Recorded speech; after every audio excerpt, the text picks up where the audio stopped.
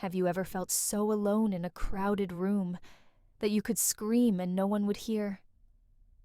This is my story, a tale of love, betrayal, and the search for self-worth. My name is Sarah, and I'm 38 years old. I have 2 beautiful children, and my husband, Mark, is 42. We've been married for 15 years. When we first got married, Mark was my everything. He was kind, attentive, and always made me feel special. We built a life together, filled with dreams and hopes for the future.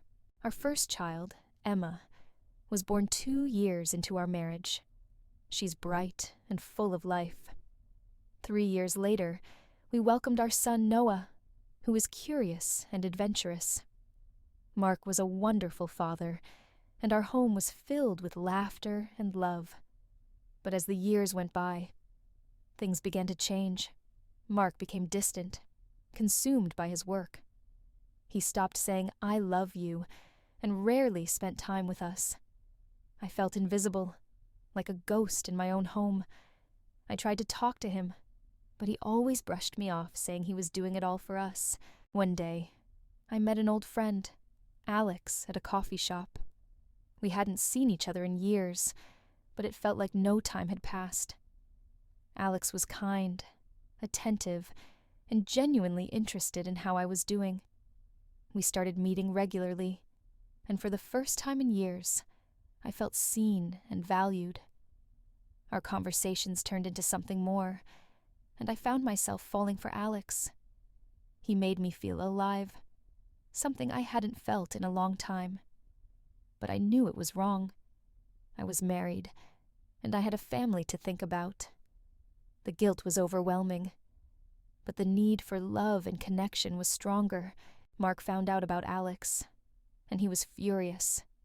He confronted me, demanding to know why I had betrayed him.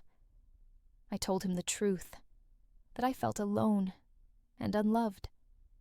We had long, painful conversations, and for the first time in years, Mark told me he loved me and wanted to make things right.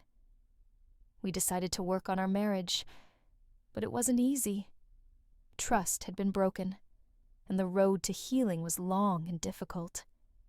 Mark started making small changes, like spending more time with us and showing more affection. Slowly, I began to see glimpses of the man I had fallen in love with. Forgiving Mark was one of the hardest things I've ever done, but I knew it was necessary for our family's sake. I also had to forgive myself for my mistakes. I focused on my children, ensuring they grew up in a loving and happy home.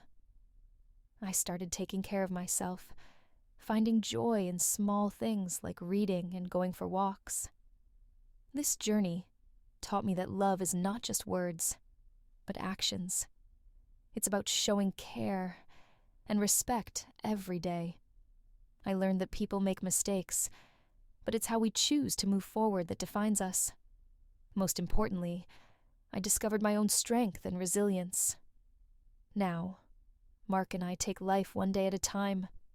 Our marriage is not perfect, but we are committed to making it work. I focus on loving myself and my family, knowing that happiness is a journey, not a destination.